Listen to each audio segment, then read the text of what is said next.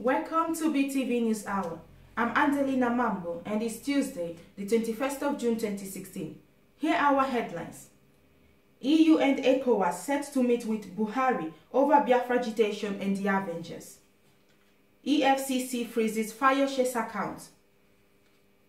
New deadly group emerges in Rivers State.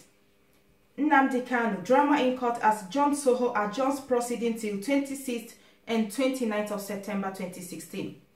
Now the news in details.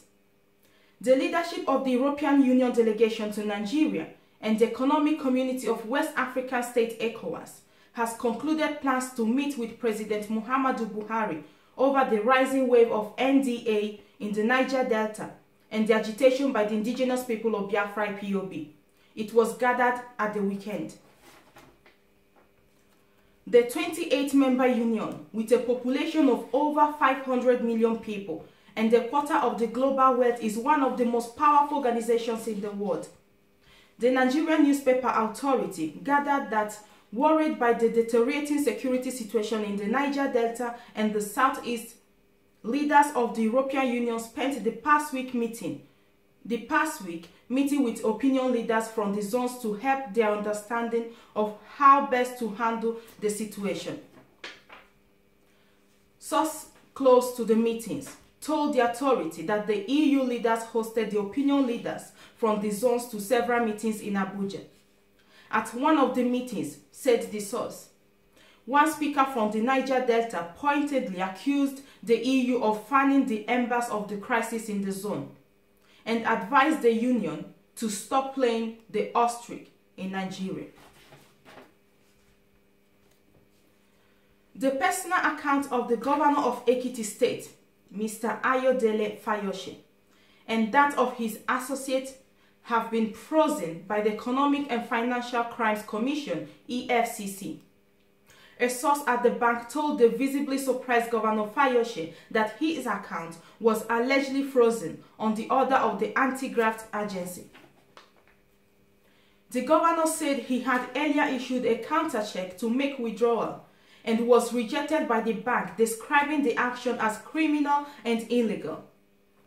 Citing Section 308 of the 1999 Constitution, Fayose said he enjoys immunity as a sitting governor, urging the federal government to fight corruption within the ambit of the law.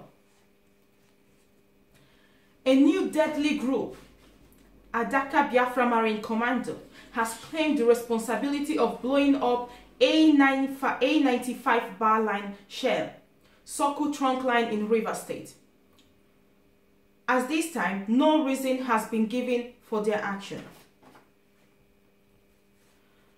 The leader of the indigenous people of Biafra and director of Radio Biafra and Biafra Television, Nnamdi Kanu, who has been in the custody of the Nigerian government since 14th of October last year, when he was arrested by the operative of the Nigerian Secret Security Services DSS, appeared in court again yesterday in the company of two other accused persons, Benjamin Madubugu and David Nwamusi. The presiding judge at the Court 3 Division of the Federal High Court Abuja, Justice John Soho, arrived at the bench at about 10 a.m. The defense team of the two accused persons, Barrister Shooks Muoma and Ifeanyi Ejiofor, also arrived a few minutes later.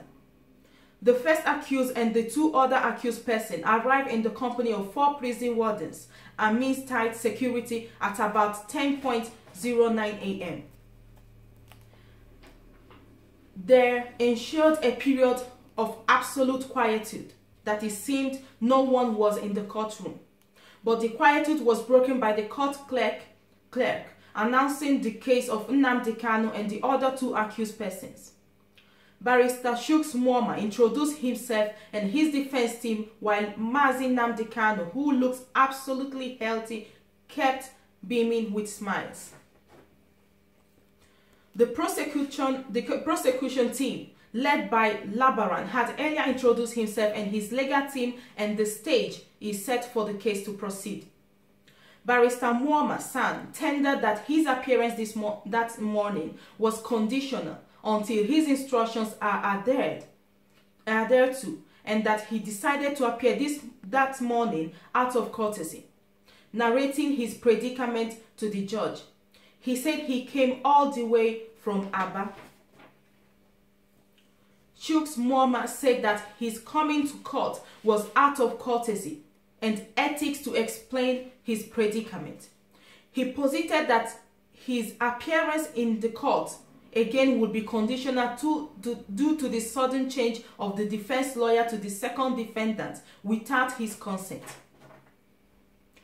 On a very serious note, Barrister Chuks Muoma San insisted that his respect was not given to him because the lawyer to the second defendant did not consult him before coming up to stand for him in the court.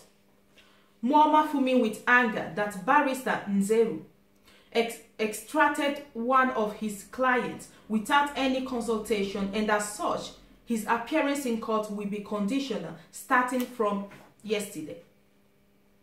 In his statement, Barrister Nzeru, the new lawyer for the second defendant, Mr. Benjamin Madubugu, told the court that he was called upon Sunday 19th of June 2016 when he went to see Madubugu at Kuje prison to represent the second defendant in court. He said he immediately called Barrister Ifanyojo for informing him of the new development, but that he couldn't establish contact with Barrister Chuks Muoma San. Barrister Nzeru said he will want to hear from the defendant, adding that he called Barrister Ifanyi Ejiofor on the phone and told him of the last development. He also posited that Barrister Ejiofor and himself came for the same town of Oraifite in Anambra State, and that as his senior Ejiofor in his elder brother and a superior in the law profession. He therefore pleaded with the judge for the matter to be settled out of court. But Barrister Chuks Muoma insisted that he was taken unawares in the new development by the second defendant and that he would have informed him that he wants to bring in more defense lawyers in his team, and that if he had known, he couldn't have come all the way from Aba, making all the expenses. Barrister Chuks Muoma was visibly very furious, saying the defendant should have told him how they intend doing things. The presiding judge, Justice John Soho, asked Benjamin Madubugu to choose his defense lawyer, and he chose Amobi Nzeru as his new lawyer, saying, "My lordship, I want to make it clear to the whole world that Amobi Nzeru is my lawyer." Justice John Soho, at this point, asked Barrister Chuks Muoma to clarify himself as the second defendant has chosen Barrister Nzeru. Chuks Muoma then replied that he will be only representing and appearing in the court for the first and second defendant, which is Nnamdi Kanu and David Nwangwusi, adding that since Benjamin Madubugu has chosen Barrister Amobi Nzeru, he has to hand him over the case file properly, since according to Barrister Nzeru, it was Sunday that he was informed to take up the case. Finally, he said that though his appearance in court will be conditional, but he will now be appearing for Mazi Nnamdi Kanu and David Nwangwusi. The judge, Justice John Soho, asked the prosecutor what he has to say regarding the whole scenario, without which the trial of the defendant would have been commenced in earnest. The prosecutor, in his response, said that since what has happened in court today is not part of the trial proceedings, the case should continue today, being the 21st of June 2016. He also mentioned that the prosecution was confronted with a motion 2 minutes into the trial. Prosecuting counsel mentioned that in the first motion, there is a clear indication that the defendant has to comply with the proceedings of this honorable court, adding that it would be very good if the motion is responded to, and Chuks Muoma stated that in all fairness, he would want the case to be continued today, adding that the case file must be brought to him for debate, if the motion will be carried out or afterwards.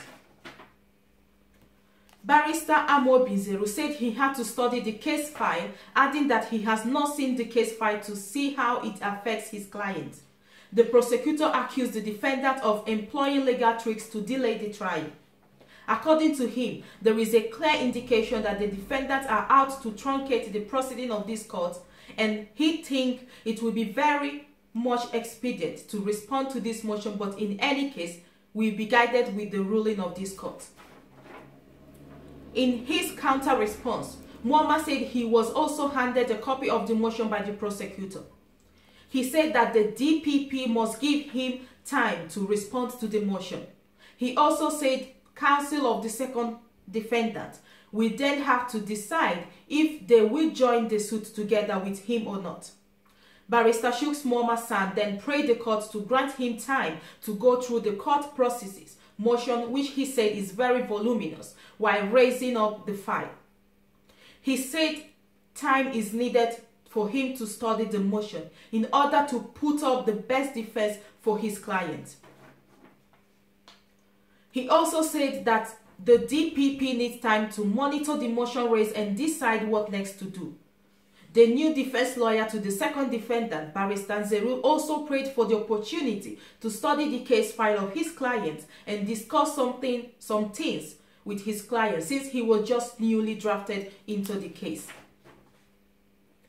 Both the defense team and the prosecution team now agreed to fix 26th to 29th of September for the hearing and deliberation of the motion. So the presiding judge, Justice John Soho, adjourned the case for hearing on September the 26th to 29th, 2016. Thank you so much for joining us here on BTV News. We'll be back tomorrow. Thanks for watching.